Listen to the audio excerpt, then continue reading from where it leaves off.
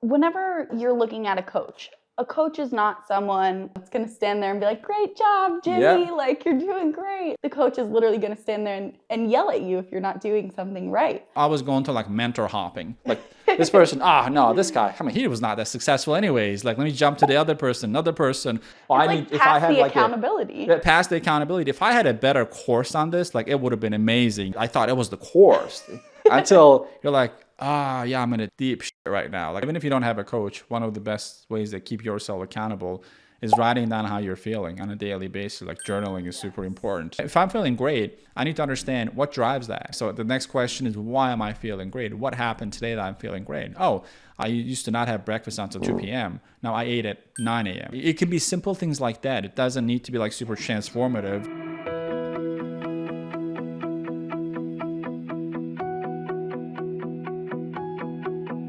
All right, Oz.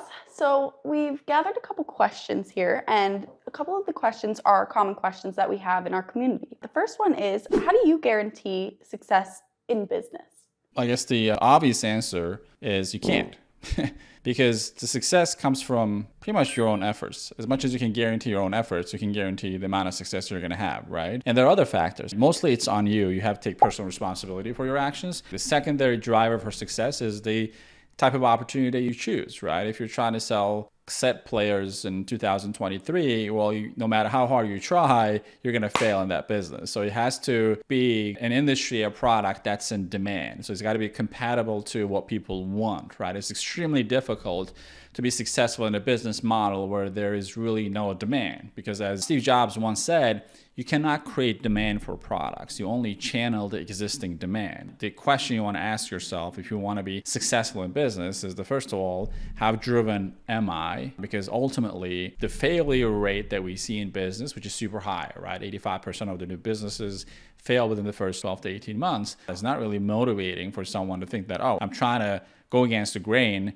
and be at the 15%. Whereas if you hold on to your job, the success rate with a job is quite high because the percentage of the people who get fired is less than 15%. So it's like an inverted graph that's working against you when you're starting out. But if you're entrepreneurial, that shouldn't bother you because you have to ask the question that you just asked. How do I guarantee my success? And if you're looking for an external source for your success, you're going to fail. Just automatically the case. If you're thinking that the situation the economy is in or who the president is and your specific location could be a problem, you're hindering your ability to become a part of that 15%.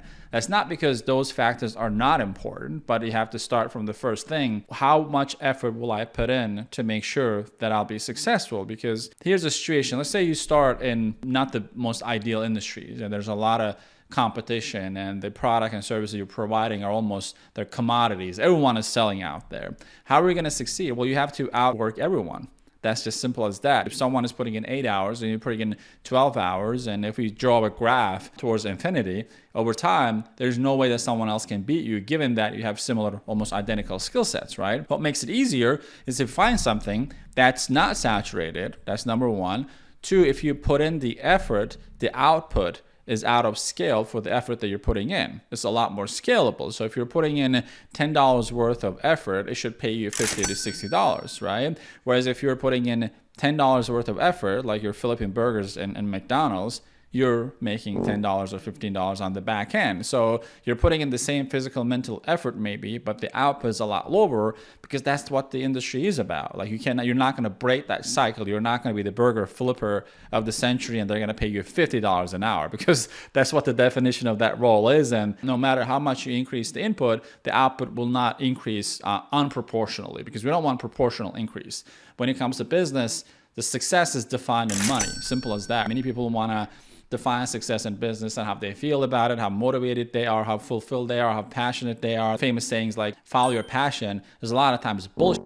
Because if the passion that you follow is not going to equate to you generating more money, your passion could be a good hobby on the side that you love to do, but you haven't monetized it, right? So for your personal growth, it might do great things, like it might act as a therapy, it might make you a better person, But the currency in business for us to measure success is the income generated and how much profit you're keeping. You might think it's just too contrarian or too despotic. It's just how it is. In business, if you run out of money, you're out of business, right? So the guarantee is some of those things. Personal accountability is number one. Choosing an industry that's in high demand and it's lucrative, and you want to make sure that your input equates to unproportional output. When you have those under control, it's pretty much guaranteed that you're going to be better off than the point that you started in, right? But many people do not understand those three elements, and they go in and they say, oh, I picked the wrong location. Well, you shouldn't have known that for the type of business that you're starting. Location is a major factor, right? If you're starting a business, fine dining establishment where you don't really have an opportunity to do home deliveries like takeout because, fine dining, well, you need to have a couple of things. You need to have a unique proposition, like a menu or a chef that's super important, that people will go out of their way to come to your place. Or you need to have a very strategic location where people see and go, oh, what is that? I want to check that out. And the reviews are great, right? If you failed on both of those areas, you don't have a unique menu that attracts people, you don't have a great chef, and your location sucks, I'm sorry, I don't care how ambitious you are, you're not going to make more money than the other person who might have slightly off location, but they have the other things under control, right? It's simple, but it's at the same time, it's complicated. So if you're talking about someone who is ambitious, who's an entrepreneur or wantrepreneur, like they want to start something, they need to consider this. And it starts with, what do you need to do to succeed, right? And it starts from like personal accountability. If you're expecting that you're going to find an opportunity that no one knows about and you're going to get in, and just because you got in, you're going to make money, you're going to be proven wrong. Like that just doesn't work that way. Does that make sense? Yeah, absolutely. I think when you say that, I think a lot of those three things, people might find it hard. You really have to dig within and just be honest. Yeah. Just be honest. Like sometimes someone might have a great idea and simply they just are not in the right place to fulfill their idea. Absolutely. And just being realistic, honest, and just being really oriented in a realm where you can make yourself succeed. Because it's nice to think big and to have these creative visions and everything like that, but to be realistic about what you are working with at hand. Yeah, that's one of the questions that we get, right? Hey, Oz, if I become a business loan broker, can you guarantee my success? My answer is heck no. Can you guarantee your own success? Can you hold yourself accountable? Can you guarantee that you're going to put in the work? A lot of people cannot say yes to that. They like to say yes to that, right? Because it's easier to hope that Becca will be more ambitious than me and she'll do the work for me. But no entrepreneurial venture works that way. Like we created, I think, a pretty amazing system, but I would bet that a lot of the people will not put it in writing how much they're going to be putting into this as an effort, their mental effort, physical effort, time effort, and what they're going to follow. If I were to ask them to sign it as a contract to themselves, and if they don't follow it, they're going to pay $100,000. I don't know how many people would be able to do that. That's the ironclad guarantee you would have on yourself. Are you betting on yourself, right? If you don't, why would you bet on a business opportunity? Because it might save your life. Like no one is out there to save you. I can tell you that. So people don't care. That's simple as that. People do care about certain things, but when it comes to business, if you're expecting someone to come and save you, that's just not going to happen. And you're going to face that reality sooner or later. So it's better to take inventory of what you're bringing to the table. Why would it be you who succeeds, right? It's another question that we get. Hey, Oz, if the system is that good, why don't you give that away for free, right? My response is, why do you think you deserve to receive a business in the box for free? That's entitlement mentality, right? So somewhere along the line, someone made you believe that even though you didn't earn it, you're entitled to receive stuff for free and it's going to save you. I'm yet to see someone putting in crazy effort unless they pay the price for it. People don't have skin in the game. They don't take it seriously. That's including me. Like I had free ebooks and people just gifted me stuff. Unless I paid for it, I rarely spend time on it. For example, I'm a part of a mastermind. We pay $36,000 a year at just one shot. I show up to every meeting because I have a lot of skin in the game. That's what propels what we do here. So I know I'm being a little bit in the face of people, like calling them out on things, but that's what needs to be done. I think when you're getting a coach, the coach needs to do that. If you're looking for a coach that's going to motivate you and just inject positivity in you, a lot of times that's fake positivity, right? So it's just that might not really solve your problems. Yeah, absolutely. I definitely think you're right in that sense, because whenever you're looking at a coach, A coach is not someone, say for example, going back to a sports reference, a coach is not someone that's going to stand there and be like, great job, Jimmy, Yeah. like you're doing great. The coach is literally going to stand there and yell at you if you're not doing something right. It's one of those things where they don't mean it. At the end of the day, the game's over. They tell you good job anyways. Right. But it's one of those things, you need the tough love to carry you through, to give you that motivation to do it for yourself. Because otherwise, if you're not being told, you need to step it up, you need to hustle, at some point you're not going to be stepping it up. You're not going to be hustling. You're going to think your pace is doing well. You're thinking you're doing great all this time. Yeah. So I think it's really nice in the aspect of when you do have a system that works, and it works when you work it, just getting yourself that motivation, finding what it is that spins your wheels, what it is that you have to do within yourself to be honest with yourself and getting yourself to go forward. Big time. I think another confusion people have, like, you need cheerleaders in your life, right? Because you need motivations. I'm not saying that you don't need to be motivated, but that's why you need a community who's going to root for you, right? I think one of the biggest emphasis that I have is our community, because I'm not the type of coach who's going to give you a pat in the back and wake you up in the morning and get you buzzed and motivated and get you hyped up. So it's a balance, right? So you need to control your environment. Your environment needs to be supportive of the change that you're going through, because when you're trying to become a successful entrepreneur and make a lot of money,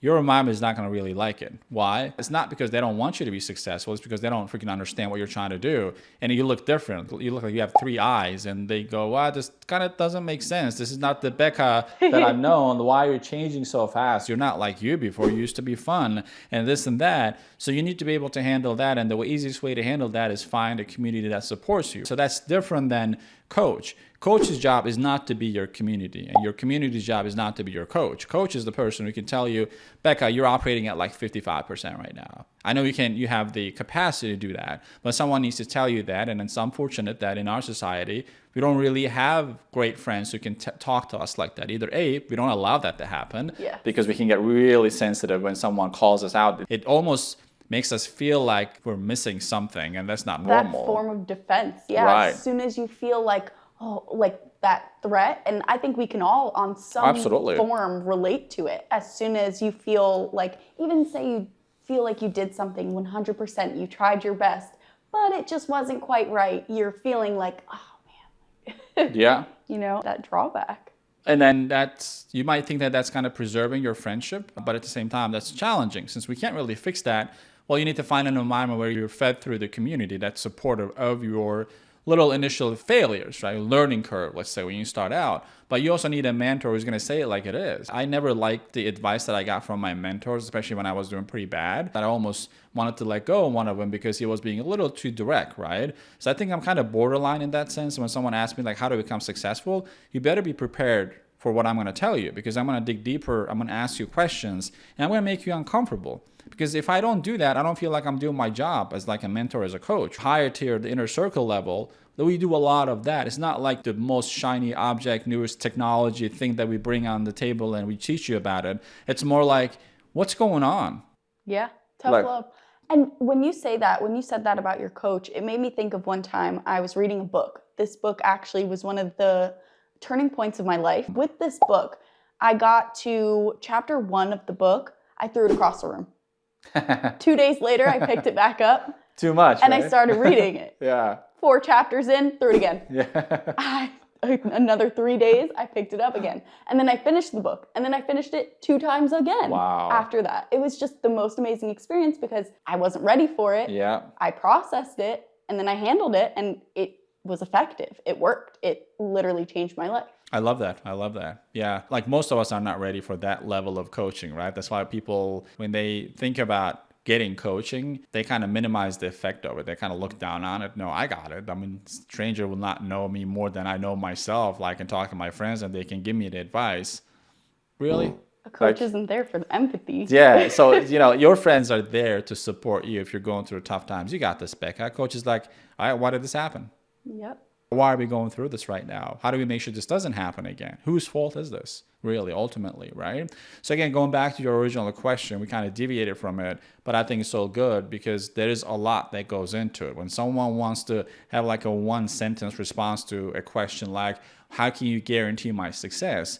The answer is, I think everyone should do this exercise. Take a legal pad or a piece of paper. Just make a contract with yourself. What are you willing to put in for the success? If you can sign off on that, I can sign off on the system saying that it's going to help you. But this is a sensitive topic, right? People always want to put it back on someone. There's always a bigger devilish monster out there is trying to get you. The problem is most of the time it's really not the case. You're kind of trapped in your own body as someone who's experiencing certain things, but is also wanting to experience better things, and you make yourself believe that someone is holding you back from doing those things, and you created this witch or monster, something that's just stopping you from doing that. And one day you'll wake up and you look in the mirror and you notice that your only competition is you. The person who's been blocking you from doing all of those things were actually you.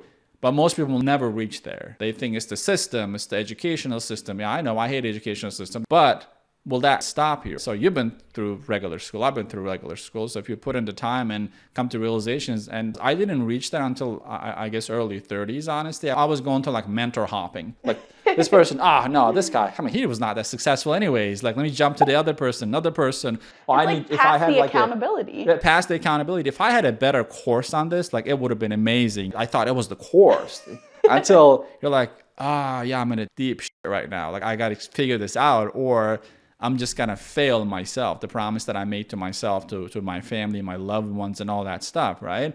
So I'm not saying that, drop everything and get to that level first, but I hope this serves as like a wake-up call on how we need to look at business success. I'm not saying business success defines personal success. So you might be a great dad, a great girlfriend, boyfriend. You might suck at business. That doesn't make you a bad person. But I want people to see that I'm defining this in the business context. I'm not saying that you might be an amazing person helping other people, but the success in business is different. That's why it's very brutal in business. And your success in your personal life will not necessarily dictate your success in your business life. Absolutely. Yeah, I agree. And I think separating and knowing the difference between the two is essential in allowing both of them to grow and thrive. Because if you're overly involved with your business, you're not so overly involved with your home life, you're not getting a perfect balance between the two, you're going to crumble at some point, whether it's personally or professionally. Something's going to give. You need to give yourself a healthy balance and to be realistic about what it is that you need. At some point, you have to speak up for yourself. Yeah. If something's not working, what is it that's not working? Again, going back to being honest. Being honest with yourself. Yeah. First. And just making sure that at some point you're just checking in, and those daily check-ins, even if you don't have a coach, being your own coach, being there for yourself and learning how to be there for yourself will benefit you. And it's a skill that you're going to take forever. You will forever flourish that. Love that. Love that. Yeah, even if you don't have a coach, one of the best ways to keep yourself accountable is writing down how you're feeling on a daily basis. Like journaling is super important. But yeah, again, I'm not saying that you go buy a course or hire a coach if you don't have the budget to do so, or if you don't believe in it. That's okay too. But believe in your own ability. Just write down how you're feeling. That's the most important metric that I've seen, honestly. You can do KPIs like key performance indicators, measure the numbers and the leads and all of that.